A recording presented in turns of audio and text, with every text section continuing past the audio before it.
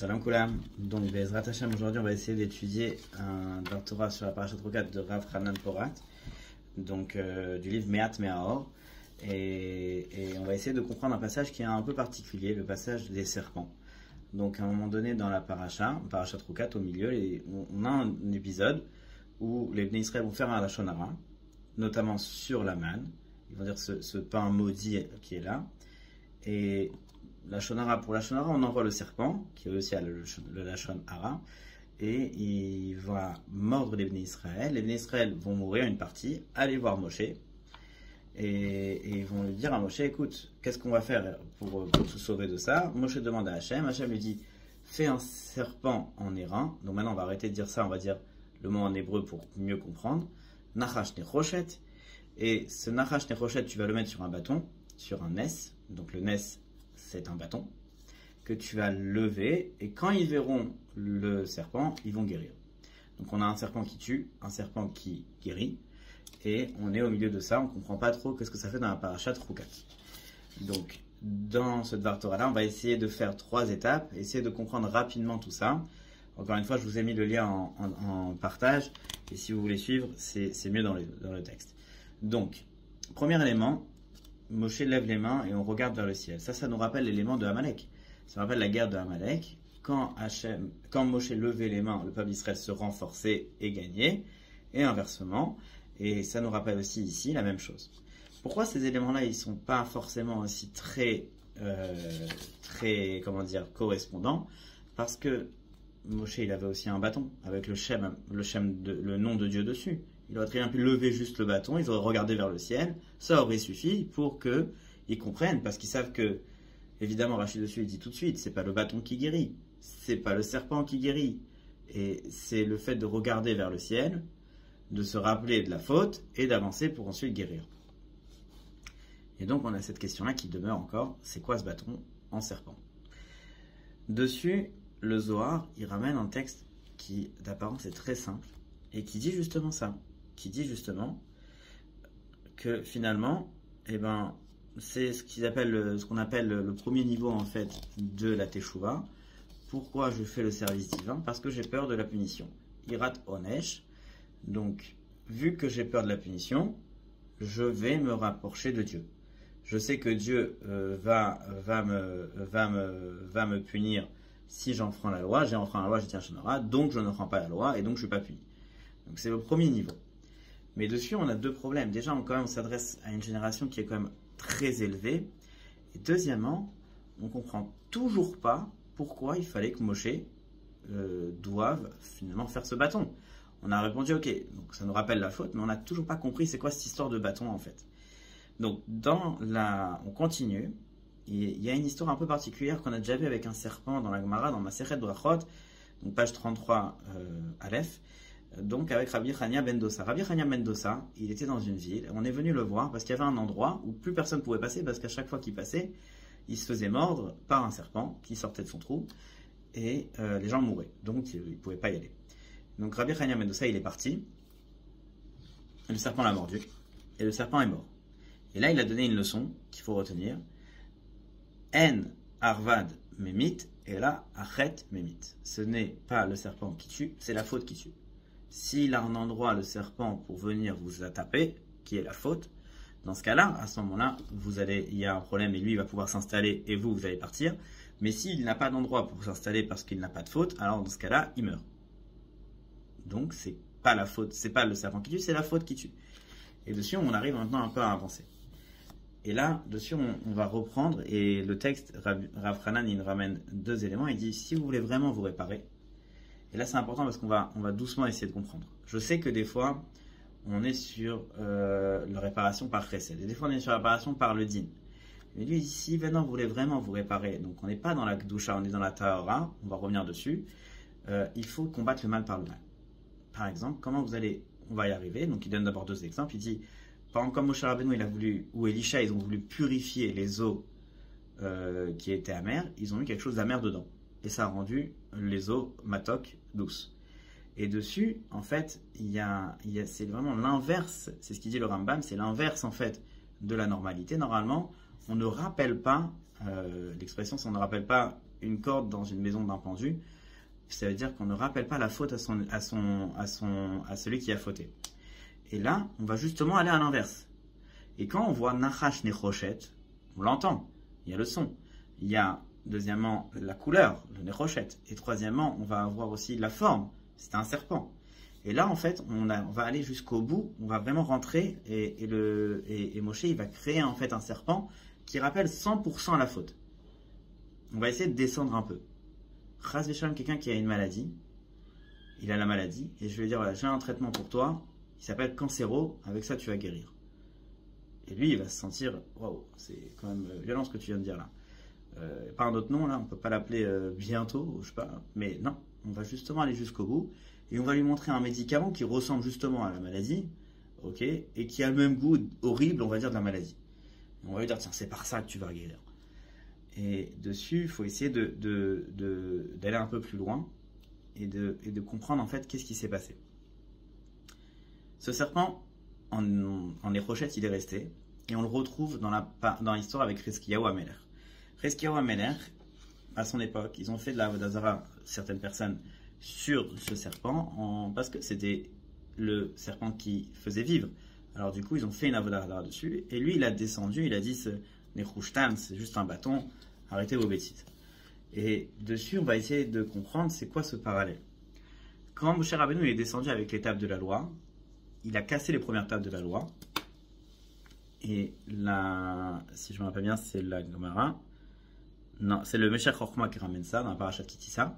Il dit s'il n'avait pas cassé les tables de la loi, de la même façon avec le serpent de le Nechushtan de Chizkiyahu, ils auraient gardé les tables de la loi et ils auraient remplacé le Hegel par le veau d'or par les tables de la loi.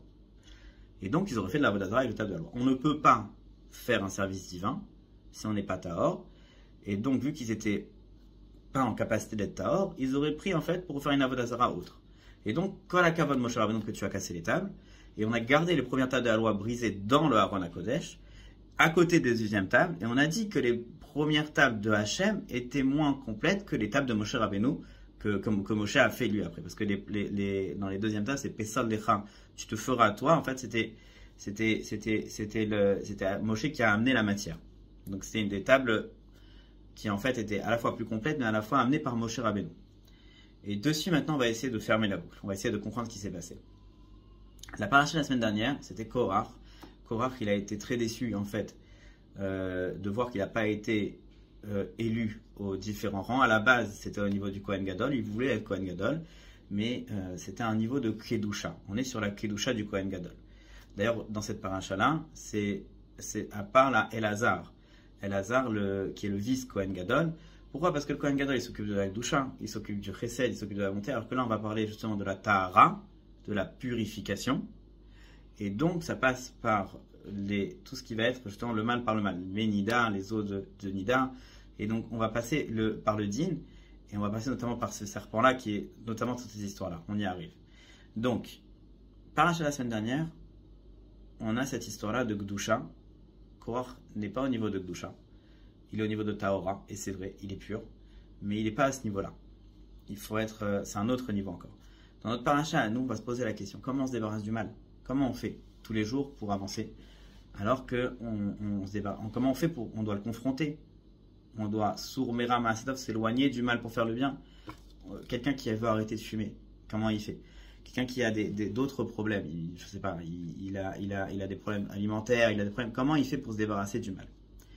Et en fait, longtemps je me suis posé la question, et j'ai eu ce problème-là, c'est de me dire, cette paracha-là, en fait, finalement, c'est la paradouma. C'est l'histoire de la paradouma qui va purifier l'impureté de mort, qui est la plus grande impureté, et que du coup, on a comme Yom Kippour qui purifie l'année pour toute l'année, toutes les fautes, on a la paradouma. Et ici, le Dvar Torah nous appelle un autre éclairage, et il nous dit pas du tout, essaie de comprendre. La purification, le Zohar il ramène ça, il n'existe pas. Il n'existe pas de Tahor, de pur, un endroit qui à la base n'est pas tamé. Et là il y a un problème. Est-ce que c'est possible de ne pas être tamé et de rester Tahor? Le Zohar il nous dit non. D'abord t'es tamé et ensuite t'es Tahor. Et là ça nous amène à un autre éclairage. Ça veut dire que pourquoi même on nous explique qu'on est parti en galoute? Parce qu'on était tamé, donc para adouma temima, donc toute cette histoire-là des galouillottes qu'on est parti en exil, pour justement nous purifier de nos fautes. Alors on aurait pu dire si on n'avait pas eu des fautes, on ne serait pas parti. Mais non, si le but c'est justement de se purifier. Et là on voit la paracha de façon différente. C'est quoi finalement la purification? C'est retrouver l'endroit où le corps et l'âme, ils ont été obstrués. Et du coup ça ne passe plus. Et le plus grand endroit de purification, c'est la paradon avec la purification de mort, où le corps et l'âme ils ont complètement été séparés. Et là du coup ils ne peuvent plus du tout se raccrocher. Et donc c'est de ça qu'on parle. Et si on essaie de comprendre maintenant ça, c'est quoi en fait tous nos éléments de notre vie où on est énervé, on est pessimiste, on est fermé sur le monde, fermé sur notre avenir, sur nos projets, ou pire encore, on est dissocié. J'ai envie de faire la lien, c'est vrai, pour mes enfants c'est bien, pour ma vie c'est bien, mais je peux pas. Pourquoi? Le mais en fait c'est par rapport au corps, là je sais plus comment faire, je sais pas comment lier les deux.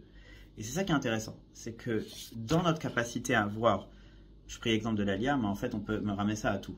J'ai envie de faire plus, mais mon corps il suit pas dans ce lien-là. C'est-à-dire qu'il y a un serpent à ce niveau-là, qui normalement il devrait y avoir. Quelqu'un qui veut faire du chesed, mais il n'y arrive pas, sur sa main droite, il y a un problème. Il a un problème. Il est malade de sa main droite, psychologiquement. Il y a un espace de la main droite dans la tête, et lui il est malade.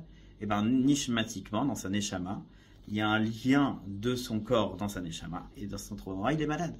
Et maintenant, on va essayer de comprendre. C'est quoi ce nachash nechoshet? C'est la capacité, donc c'est lié vraiment à la tahara. Normalement, on va voir les gens avec, on va essayer de comme ils font les Chabad, avec de la simcha, etc., ou les breslav, de revenir, justement, de revenir sur la joie de ne pas justement rester dans le din. Mais sur la tahara, il faut pouvoir être un peu din des fois. Et c'est important de le comprendre. Le nachash, il représente cette klipa, cette écorce, qui prend la place sans prendre qu'on prend la fonction sans prendre le rôle. Il est parti voir, à la base, à l'origine, dans l'histoire avec Rava, il est parti voir Rava, ils sont partis ensemble, mais lui, il ne peut pas être un homme, il est juste l'élément du fribourg, et il bouche le canal de Rava qui permettrait à l'homme de venir avec elle. Donc, je ne vais pas rentrer dans les détails, vous avez compris, il prend la place, mais il n'occupe pas le rôle, il ne fait rien d'autre. Et du coup, il n'y a plus la place pour celui qui devrait être là. Et c'est ça qui se passe. En fait, on va avoir dans notre vie des éléments qui sont des dogmes, des stéréotypes qui prennent la place et qui n'ont pas de projet derrière. Et on va essayer de comprendre ça. Parfois, moi, j'ai envie de faire des choses et je vais être limité par le nachash qui va me donner directement l'immédiateté du bonheur. Donc, ça veut dire quoi? Je vais avoir deux verbes, l'avoir et l'être. Et au lieu d'être, par exemple, quelqu'un qui va dire, genre, quelqu'un qui va par exemple vouloir faire la lia, il a envie de devenir, il va dire non, reste ici, tu as. Tu possèdes ici. Là-bas, tu ne sais pas ce que tu auras. Quelqu'un qui va vouloir faire plus de Torah, il ne sait pas s'il va perdre de l'argent, etc., etc. En gros, on va lui dire, prends tout de suite ce que tu as, prends le bonheur que tu as. Fume maintenant, profite de ce que tu as maintenant. Mais c'est quoi le projet derrière? C'est quoi la suite derrière? Qu'est-ce que je deviens avec ça? Et c'est toute la dimension du Nachash Nechoshet. De poser la question de, mais qu'est-ce que tu deviens avec ça en fait? Tu dois pouvoir mettre de côté le Derech Hashem du Ramchal aussi, il explique très bien ça, que tu dois mettre en parallèle, finalement, tu dois mettre de côté ton émotionnalité pour justement voir le projet derrière. Et essayer de comprendre qu'est-ce que tu vas devenir derrière. Et la mitzvah, c'est quoi? C'est de mettre de côté son avoir pour devenir. Quelqu'un qui va dire, non, moi je ne mange pas ça parce que je veux être plus, dans ma définition, alors il devient juif, mais c'est vrai qu'il s'est enlevé un peu d'avoir. Et l'inverse, c'est quelqu'un qui va vouloir manger, mais qui du coup va perdre son identité de juif. Et c'est tout le processus qu'il a du Nachash Nechoshet. Il faut désobstruer, donc faire une tahara de cet élément-là qui bouche la capacité de lien entre l'âme et le corps et qui nous empêche d'avoir un projet, un devenir. Et c'est le Nachash qui le fait très bien avec cet amour immédiat, de plaisir immédiat. Et en fait, on n'a aucun projet derrière. Et si on continue, il ne peut pas avoir, maintenant on va essayer d'éclairer un peu mieux, il ne peut pas avoir le Zohar, il dit, de tahor sans tamé, de pur sans impur. Mais pourquoi alors? Pourquoi on est tout le temps impur? Et bien en fait la notion elle est là. On est en continu dans une perspective de redimension. On doit se débarrasser en fait de notre nous d'hier. Et c'est ce qu'il dit en fait le Zohar en disant nous sommes tout le temps. C'est pas en fait qu'à la fin, au bout d'un moment, on va avoir les eaux de la vache rousse qui vont nous purifier et fin de la mort, fin de tout. On est en perpétuel mouvement de purification de notre corps et de notre âme, du lien entre les deux. Et de façon continue, on doit sortir de la matrice d'hier pour entrer dans la matrice avec une ouverture. Et celui qui va avoir du mal à se renouveler, à s'ouvrir à de nouvelles choses, c'est parce qu'en réalité, il est obstrué à ce niveau-là. Et il a une incapacité à la remise en question, elle fait partie intégrante du peuple juif, parce que tous les jours, je dois me remettre à zéro sur ma capacité de Avodat Hashem. Et c'est ça ce qui est expliqué aussi dans le Avodah Zara. La Avodah Zara, c'est une image figée de Dieu. Dieu, c'est ça. Et on a vu que finalement, avec Hiskiyahu, le Nachash, il était resté, il est devenu une Avodah Zara, mais que Moshe Rabbeinu, il a compris qu'il faut casser en fait cet élément-là. Si vous voulez en faire un élément figé, on n'y arrivera pas. Et je vais terminer par le Teilim et par un message aussi de comment que Rabbi Nachman il a transmis. C'est quoi le Lev Nishbar? C'est quoi le cœur brisé que Hachem il aime? Alors on aurait pu croire, c'est un cœur triste. C'est un cœur triste. Il y en a des cœurs brisés, tu dois appeler Hachem avec toute ta difficulté, etc. Mais pas du tout. Si on arrive à comprendre que notre avoda aussi, c'est d'aller chercher en fait les éléments et de ne pas avoir peur de les confronter comme le Nachash Nechoshet, de voir les éléments pour se dire non, et moi je veux être 100%, je veux avoir une intégrité, je veux être Tahor. Kadosh, Bezrat Hashem, on verra après, bien sûr. Mais d'abord je veux être Tahor, je veux être 100%, et donc je veux chercher mes problèmes. Et donc en fait, c'est ça le Lev Nishbar, c'est quelqu'un qui va réussir à chercher les endroits où en fait la faute elle a pu s'installer et où de façon passive l'homme il veut pas avoir. Et c'est ça que dit Rabbi Chania Mendoza, quand la faute elle tue, mais c'est pas le serpent qui tue, c'est si quelque chose il t'a atteint, c'est parce que tu as laissé la place de venir ici. C'est le serpent qui s'est terré dans ce trou-là.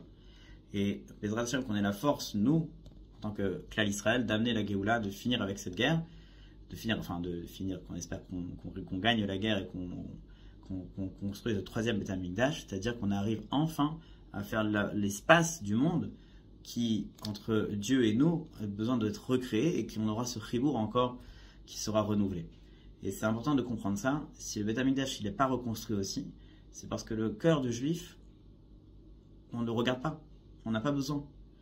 Et à chaque fois, donc, on doit se poser la question, et c'est ça le message en fait, de la Parashat Rukat, c'est sans réfléchir pourquoi, comment, mais pourquoi toi tu ne réussis pas à avoir un élément qui te rapproche plus. Pourquoi dans le peuple juif, on n'est pas toujours en train de nous développer encore et encore vers la Avodat Hashem? Pourquoi? Parce qu'on est obstrué dans l'élément. Et c'est un élément qui est important, de comprendre pourquoi on n'a pas le Beth Amikdash aussi de nos jours. C'est aussi une perspective de comprendre que on ne regarde pas le Beth Amikdash. On ne regarde pas l'endroit de notre faute, l'endroit où justement notre lien entre le corps et l'âme, il n'est pas lié, il n'est pas relié. Pourquoi? Parce qu'on a du mal à assumer le fait que l'on doit se renouveler et se reconstruire en chaque instant. Et on s'appuie souvent sur nos acquis, alors qu'on devrait voir clapé Shamaim, on devrait voir vers le ciel.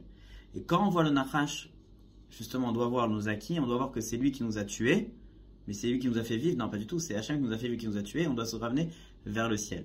Et on doit en permanence se renouveler. Ce qu'on a cru comme dangereux n'était pas dangereux.